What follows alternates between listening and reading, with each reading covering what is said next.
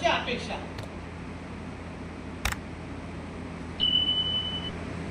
ठीक.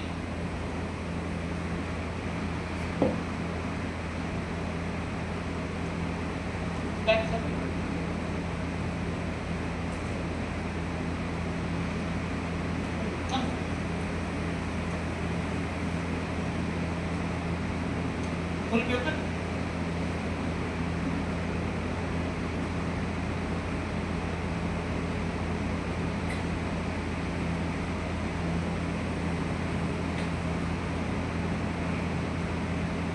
Duplicate paper.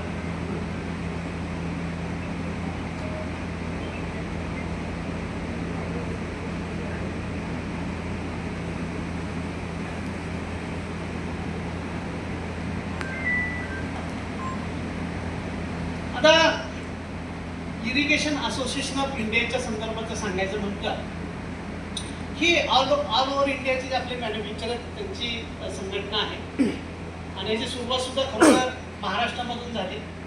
Bhandari साहेब, SN. Patil साहेब म्हणून आमचे न्यूएजचे होते, ते म्हणजे पूर्वी जे खरोखर ठिबकपणे जे काम करणाऱ्या कंपन्या होत्या ना, त्या सगळ्यांनी स्थापना केली होती. सध्या आपलं जे स्ट्रक्चर आहे ऑल इंडिया लेवलचं, ऑल इंडिया लेवलला अध्यक्ष आणि आपण जसे तुमचे महाराष्ट्रामध्ये विभागात उपाध्यक्ष आहे तसे आपण महाराष्ट्रामध्ये ऑल इंडियामध्ये 4 उपाध्यक्ष केलेले आहेत आणि प्रत्येक राज्याला परत चेअरमन केलेले आहेत आणि उपचेअरमन केलेले आहेत. त्याच्यामध्ये आपला पर्पज असा आहे की ही केंद्र आणि राज्याची स्कीम असल्यामुळं ऑल इंडिया लेवलची बॉडी जी आहे ते केंद्र व राज्याचे जे पॉलिसी डिसिजन मेकिंग असतात, धोरणात्मक निर्णय असतात, त्यावरती काम करत आणि जी राज्याची जी बॉडी आहे त्या राज्याच्या बॉडीने राज्याच्या हितासाठी, राज्याचे प्रश्न सोडवण्यासाठी धोरणात्मक आणि ऑपरेशनल इश्यू हँडल करायचे. हे सगळं करत असताना सध्याचे आपले अध्यक्ष जे आहेत ऑल इंडियाचे सौरभजी म्हणून आहेत की जे सिग्नेट इंडस्ट्रीचे ओनर आहेत. उपाध्यक्ष आपले महेंद्र EPCचे श्री पागे साहेब आहेत की जे CEO आहेत आणि अशा प्रकारे आपण वेगवेगळ्या साऊथमध्ये, सेंट्रल इंडियामध्ये, नॉर्थ इंडियामध्ये वेगवेगळ्या प्रकारचे आहेत. आता हे केल्यानंतर धोरणात्मक निर्णय तर आपण घेतोय, परंतु आता जर आपल्याला परत महाराष्ट्राचा जर विचार केला सिंगल ठीक आहे ना, स्क्रीन काढून परत जा. हा व्ह्यू कर, हा व्ह्यू कर, फुल व्ह्यू कर. नाही जर महाराष्ट्राचा विचार केला आपण, बॅक टू द महाराष्ट्रामध्ये अख्ख्या इंडियामध्ये साधारणतः 18 ते 22% आपलं सिंचन. दरवर्षी महाराष्ट्र राज्याला वॉटर रिसोर्स डिपार्टमेंटच्या कडून कमीत कमी 8 ते 10 हजार कोटी रुपये,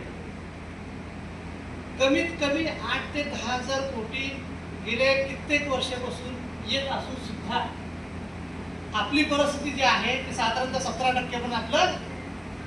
तर हे ऑल इंडिया लेवलचं आहे, मी ऑलरेडी सांगितलेलं आहे. तर पुढे सुरू करण्याच्या अगोदर किंवा असोसिएशन का किंवा आपण कोणाच्या संगतीत राहणं गरजेचं आहे. एक छोटीशी क्लिप आहे. प्रशांत साऊंड चालू आहे ना? चलिए बताइए क्या लिखा है मैंने. 13 एक आवाज आई, एक आई बी, 2 आवाजें मैंने सुनी. डब्ल्यू किसने बोला, डब्ल्यू? अरे दोस्त वेरी गुड, 3 चीजें सुनी. M 4 मैकडॉनल्ड उल्टा. अरे सर कमाल कर दिया आपने सर. 5 और W 6 आई. हाँ क्या बोला, यहां से भी कुछ आया IM. तो करीब करीब 8-9 परमुटेशन कॉम्बिनेशन निकल के आ रहे हैं. क्लियर किसी को नहीं हो रहा कि ये मामला क्या है. मैंने डबल V भी बोला, देखो नई चीज निकल के आई, ये मैंने भी सुनी आज. ये तो समझ नहीं आ रहा कि ये क्या है. जो दूसरी हैबिट आपको दोस्त डेवलप करनी है यहाँ पे, वो मैं आपके सामने लेके आ रहा हूं as a entrepreneur, as a human being also. मतलब मैं सिर्फ यहाँ पर आपको धंधा सिखाने का नहीं आया, क्योंकि मेरे हिसाब से धंधा अलग होता है. मेरे हिसाब से धंधा सिर्फ पैसे कमाने के लिए नहीं होता. मेरे हिसाब से धंधा होता है बेहतर इंसान बनने के लिए. सब लोगों की परिभाषा अलग अलग होती है धंधे की ना। किसी का धंधा तब अच्छा हो जाता है जब वो 100 करोड़ कमा लेता है, मेरे लिए धंधा तब अच्छा होता है जब मैं 4 नई हैबिट डेवलप कर लेता हूँ। सबके लिए अलग अलग डेफिनेशन है। तो दूसरी हैबिट आप सीख सकते हैं इस एग्जाम्पल से, और मैं आपको दिखा रहा हूं कि ये क्या है। ये भी कंफ्यूजन है आपको, 8-9 चीजें आप बता रहे हैं। अब बताइए ये क्या है, अब क्या है ये? अब बीच वाला क्या था? बी। आपको पता कैसे चला बीच वाला क्या है? उसकी संगत देखकर। आप कौन हैं ये डिफाइन तब करेगा कि आप किन लोगों के बीच में रहते हैं। आप किन लोगों के बीच में रहते हैं वो डिफाइन करेगा आप क्या हो। नहीं तो लोग अंदाजा ही लगाते रहेंगे, ये ऐसा है, ये वैसा है, ये वो कहते हैं ना, you are the average of 5 people spend the most time with. आप उन 5 लोगों का एवरेज होते हैं जिनके साथ आप जीवन बिताते हैं। दोस्तों मैं आपको बताना चाहूंगा, फ्रॉम द लास्ट 15-16 ईयर जो भी मैंने अचीवमेंट अपनी लाइफ में छोटा मोटा किया है, from a scooter to S class Mercedes, मैं इसलिए बता रहा हूं क्योंकि ये एक ऐसी हैबिट है जो अगर आप डेवलप कर सके, और वो है अच्छी संगत की हैबिट। देखो असोसिएशन खूप महत्वाची आहे. आपण कोणत्या लोकांच्या सोबत राहतो ह्याच्यावरून आपली ओळख होते. कर्मधर्म संयोजन आपण अतिशय चांगले व्यवसायामध्ये आहे. त्यामुळं आत्तापर्यंत जे लोक असोसिएशनमध्ये आहेत, जे असोसिएशनच्या बाहेर आहेत, त्या लोकांना असोसिएशनमधनं आणणं गरजेचं आहे. एक जर वेगळी ओळख जर क्रिएट करायची असेल तर आपला लेफ्ट अँड राईट अतिशय चांगला असणं गरजेचं आहे. आता महाराष्ट्राचा जर विचार केला, खरोखर मी जसं म्हटलं की 17-18% इरिगेशन आहे. म्हणजे जास्त पाण्यामुळं किंवा कमी पाण्यामुळं प्रॉडक्टिव्हिटी कमी होते, उत्पादन कमी होतंय, लेबर शॉर्टेज आहे, फर्टिलायझर इफिशियन्सी कमी होते. ठिबक सिंचन हा एकमेव त्याला मार्ग आहे. जर महाराष्ट्राचा अजून एक विचार केला तुम्ही, खरोखर आज बी आहे ना, इंडियाच्या GDP मध्ये महाराष्ट्र आज बी टॉप मोस्ट आहे. तुम्ही जर काल परवा दिवशी देवेंद्र साहेबांचं CM साहेबांचं भाषण ऐकलं असेल तर महाराष्ट्र इज टॉप मोस्ट आहे. 17-18% इरिगेशन असून सुद्धा महाराष्ट्र टॉप आहे. ह्याला कारणीभूत तुम्ही आम्ही आहे, महाराष्ट्रातला शेतकरी आहे. सर्व्हिस आहे, बाकीची इंडस्ट्री सुद्धा आहे, पण ॲग्रिकल्चर इज मोस्ट इम्पॉर्टंट. साधारणतः 55% अजूनही ॲग्रिकल्चरवरती डिपेंडन्सी आहे. त्यामुळं शासनाला ॲग्रिकल्चरवरती फोकस करणं गरजेचंच आहे. महाराष्ट्र सगळ्यात मॅच्युअर मार्केट आहे, जुनं मार्केट आहे, ट्रेन सेटलर आहे. महाराष्ट्रामध्ये ज्या गोष्टी होतात त्याच्यानंतर बाकीच्या राज्यामध्ये गोष्टी होतात. महाराष्ट्रामध्ये सबसिडी सुद्धा महाराष्ट्रामध्ये पहिल्यांदा सुरू केलं एक साधारणतः 87-88 दरम्यान. त्यामुळे महाराष्ट्राचं रोल मॉडेल म्हणून आपण बघतोय. त्यामुळे महाराष्ट्रामध्ये जे आपण व्यवसाय करतोय ते सुद्धा आपण अतिशय चांगल्या पद्धतीने करणं गरजेचं आहे. महाराष्ट्रामध्ये अजून एक गोष्ट आहे की ऊस साधारणतः 14 लाख हेक्टरवरती आहे आणि कापूस साधारणतः 40 लाख हेक्टरवरती आहे. केळी, द्राक्षे आणि डाळिंब हे सुद्धा बऱ्यापैकी प्रमाणात आहे.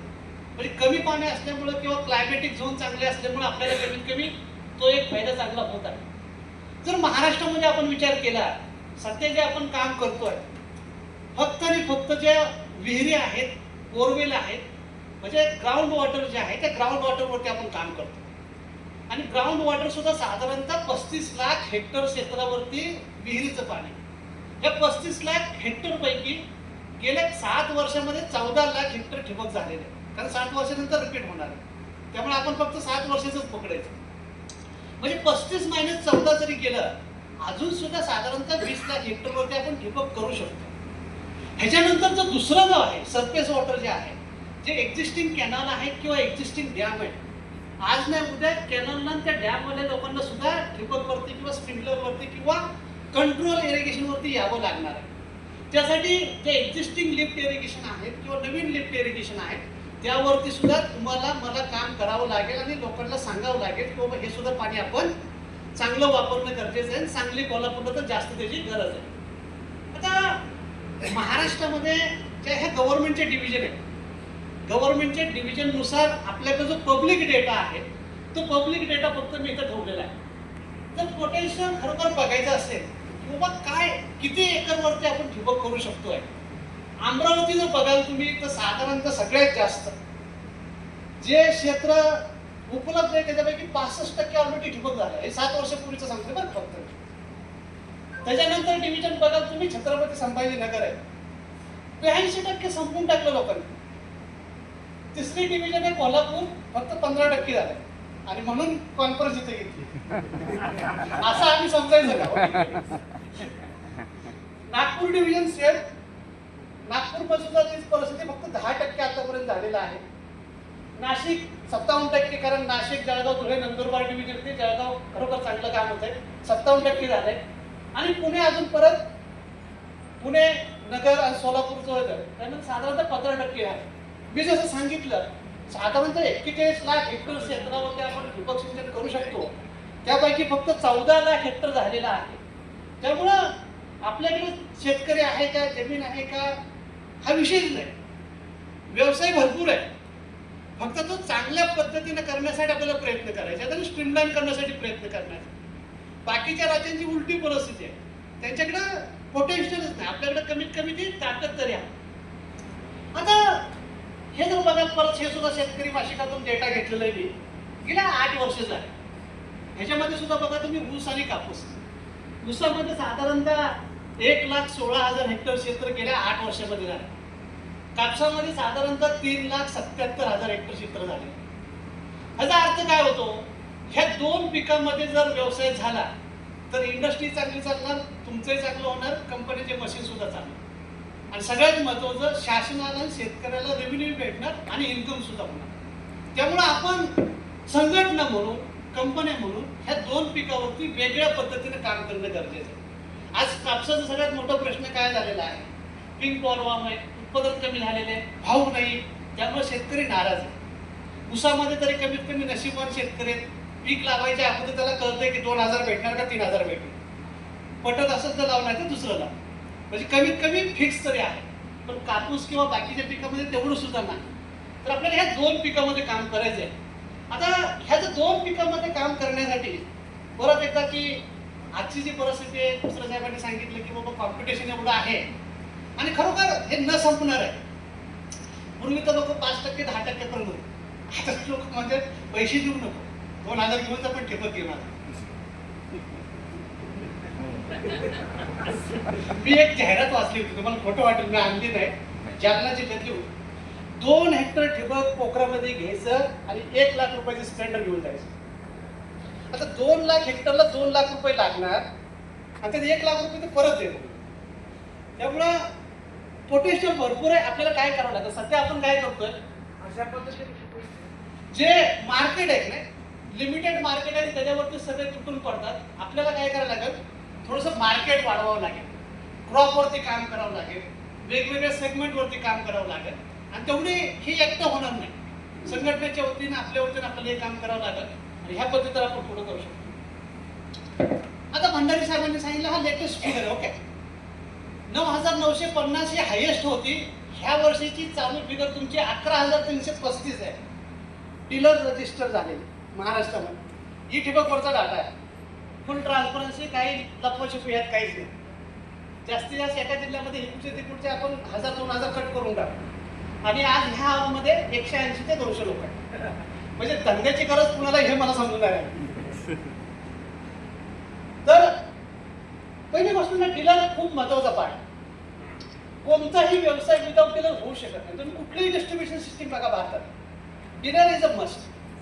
फक्त ते डीलर आहेत का नाही, व्यवस्थित काम करणं गरजेचं आणि चांगल्या पद्धतीनं काम करणं गरजेचं आहे. तर हे जे शैलेशराव आणि भोसले साहेब, मला आपण खूप मोठा कार्यक्रम करू, त्या दिवशी कमीत कमी 8,000 सदस्य आपल्या डीलर असोसिएशनला जॉईन होतील. म्हणजे आपण त्या सचिन तेंडुलकर सर काही टार्गेट ठेवलं पाहिजे, पहिलं 25 करू, नंतर 50 करू, नंतर सेंचुरीकडे बघू. तर आजच्या घडीला तुमचे बेबी तर 1,000-2,000 असतील, तर पुढचं टार्गेट आज संध्याकाळी सभा संपायच्या अगोदर तुम्ही टार्गेट घेतलं पाहिजे की बाबा पुढच्या वर्षी किती टार्गेट होणार. आणि प्रत्येक जो उपविभागाचा जो उपाध्यक्ष असेल, हे पद काय फक्त भूषण करण्यासाठी नाही किंवा प्रेस्टेजसाठी नाही, काम करण्यासाठी त्यांनी टार्गेट घेतलं पाहिजे की बाबा मी एवढे मेंबर जोडेल. इथं पैसे कमवणे हा विषय नाही, परंतु लोकांना सुधरवणे हा विषय आहे. भंडारी साहेबांनी फक्त एकदम मोठ्या लेवलला सांगितलं, मी थोडंसं बारीक वर्किंग केलं. 162 मॅन्युफॅक्चर आहे सध्या, साधारणतः स्टाफ 300 असेल, 900-1000च्या दरम्यान आपले इंजिनियर आहेत, टेक्निशियन साधारणतः 100-150 असतील, साधारणतः 1300-1400 कंपनीचा स्टाफ आहे.